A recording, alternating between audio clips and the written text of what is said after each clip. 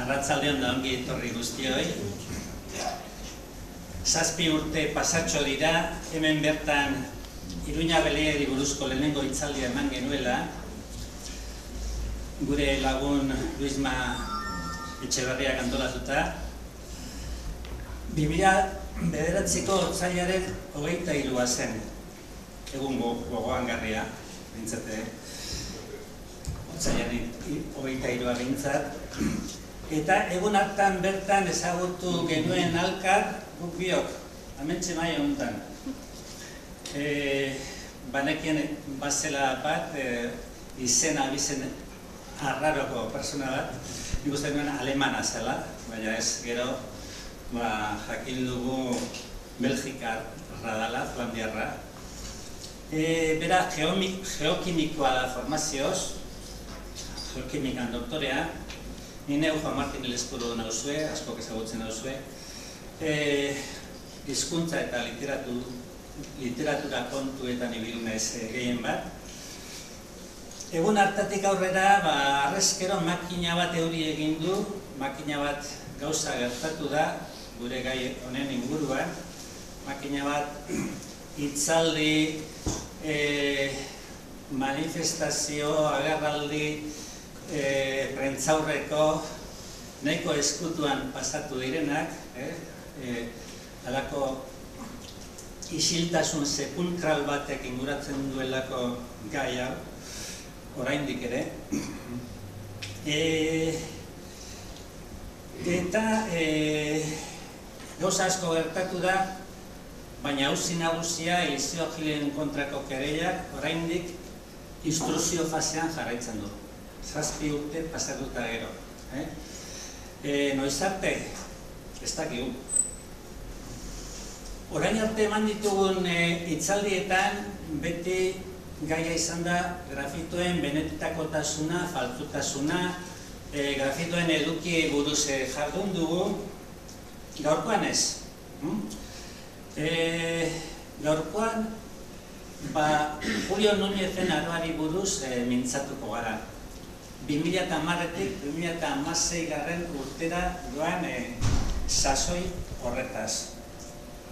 Beste gaiaz, asko dakizuen bezala, datorren larun batean Gasteizen biltzar badago, egun guztiko biltzarra, bertan 14 islarik hitz egingo dute, eta han grafitoen inguruko alderdi asko guztiak ezpada jorratuko dira. Oraindik ere bada lekua, beraz animatu, izena eman, eta agertu Gasteizen datorren larun batean. Eta besterik ez, orain ikartuta 1985 inguruan, ezagutzen duzuenok, errezago identifikatuko duzue, hau da harresia, 1400 metro dauzka perimetroan,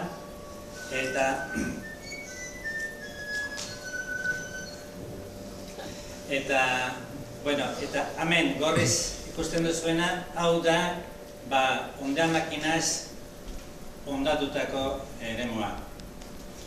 Hau da, eremu hori, honda makina sartu horretik, 2010ko ekainean. Horrela zegoen, Núñez lanean hasi horretik. Núñez 2010ko uztailaren 15ean hasiko da. Leku horretan, lurmenek 8 edo 9 sondeo egin da zeuzkan, 2006an, eta hainbat grafito agertu ziren, 3 hauek, behintzat bai. Eskumakoa ikusten duzue, abecedario bat dela, eta gainera, kasualki hau ontzat emana dago, baita falsisten aldetik ere, azkenengo informetan eta, egon zalako arkeologoak in situ ikusi zuten, bertan garbitu eta beste goza batzuagetik, eta pieza bakarretarikoa ontzat ematen dutena. Hor, eremu horretan agertu zen, sondeo horietako baten, sondeoak ziren 2 metro eta ondoa joarte.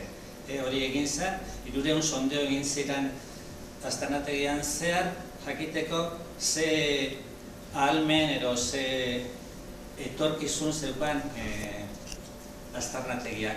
Hemen daukagu hau zer bada, krismoia esate zaiona, logo edo kristau bat, X, grezieraz K eta R-a, kristoren anagrama edo monograma. Eta hirugarren bat, orain arte duguna sartu euskerazkoen artean, baina ez da ondo irakurtzen, ez da bat ere polita, baina inaldeike ipintzen duela dirudi, eta hori zerbait izatekotan euskera izan daiteke. Inaldeike. Beste interpretazioarik behintzat ez dugu topatzen, horretaz datorren larun batean hitz egingo dugu zarean, Gasteizen. Bueno, uztailak 15 induzketen hasiera, hemen daukazue, dauzkagu dozenaka eta ehunka argazki, batzuk aukeratu ditugu, garai hortakoak, eta hori ikusten duzue, honda makina handi bat eta kamioi handi bat, 2 kamioi ibili ziren. Ezagutzen duzue, hor da gora, hori zira Julio Núñez, infraganti harrapatua, bigarren egunean, eta argazkilari izaten alde hortek. Nik uste dut, argazki hau historiako liburuetan agertuko dela hemendik urte batzuetara. Egun bereko beste argazki bat, Núñezen taldeko arkeologo bat, ikusten duzue, zari begira, eta hemen deigarria da, hau ikusten duzue, hemen Pikatxoia nola dagoen, eta Pikatxoetik gora ze distantzia dagoen. Nek esan nahi du, Pikatxoian ertenak metro bete baldin badauka, hemendik horra metro eta erdi badaudela. Hemen txedo Pikatxoia, hola detaila da. Egun bereko beste argazki bat, ikusten dezuet, bigarren egunean ikusi nolako langintza inda dago, lan asko inda dola ikusten da. Eta gauza bera, ze sakonera daukan ikusteko, ez da txarra, neska honen besoa, besoaren altura raino dago sakondua. Zoriak nahi izan zuen egun horretan, hau zen, ostegunean hasi zen, bigarren eguna da ostirala, eta larun batean, Gipuzkoako herri bateko bizita bat etorri izan, joan zen Iruña Bleiara, eta Núñez berak zuzendu zuen bizita, gidatu zuen bizita, eta orduko argazkiak eta grabazioak ditugu.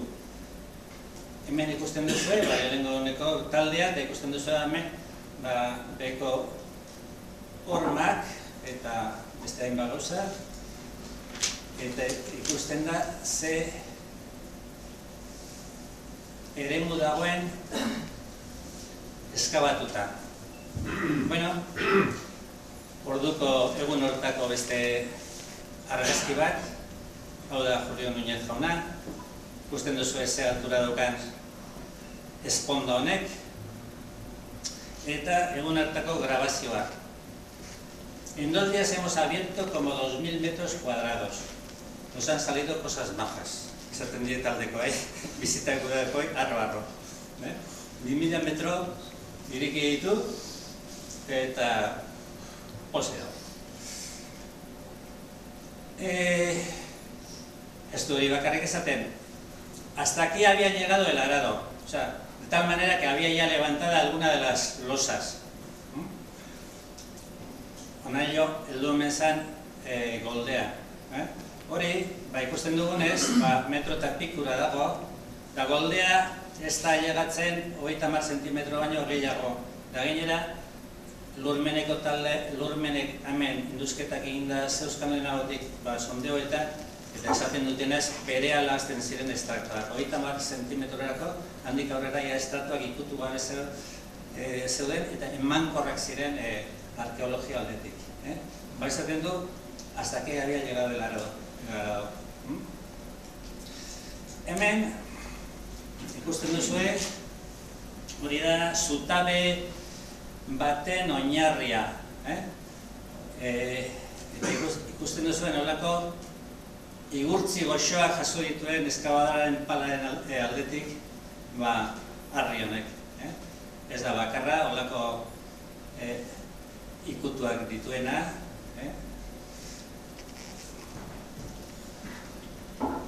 Lurrean, ezurrak jaso gabe, bezperako ahaztu zitzaien nonbait jasotzea, eta bizita hortara joan izan batek, bere mobiliakin atera zuen.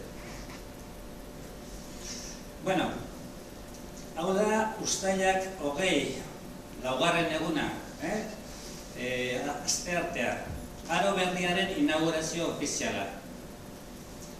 Gero ikusiko dugu bideo bat horri buruz, baina hemen ere, Julio Núñez jauna, Lorena López de la Calle diputatua, Javier Agirre aldu nagusia, eta Eugenio Ruiz Urrestarazu,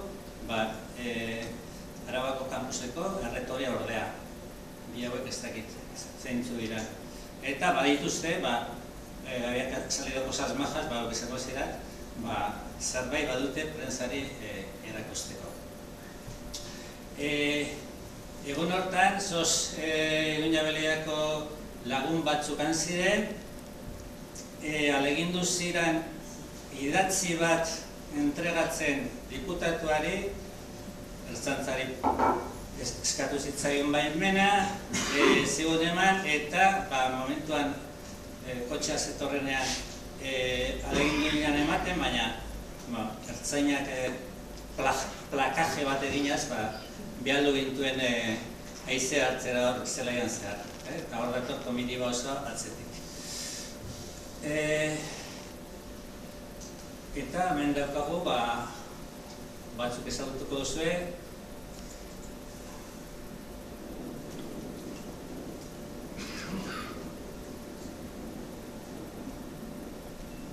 ...20 de julio de 2010. A las 12, apertura oficial del yacimiento de la nueva era de Iruña Beleia, según la Diputación de Álava. Se llena un camión cada 7 minutos. Hoy es el cuarto día de excavación. A simple vista se puede apreciar la sofisticación de la misma.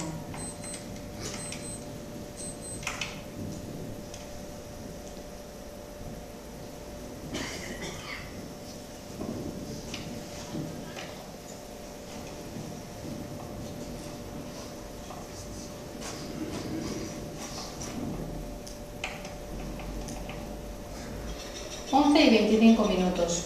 Dan orden de esconder la excavadora y los camiones. La excavadora se aleja a toda velocidad y se sitúa detrás de la loma. La prensa y las autoridades están a punto de llegar. 11 y 45 minutos. Llegan al yacimiento más de 40 coches entre prensa y autoridades. Entre ellos, el diputado general. Bueno, hori ya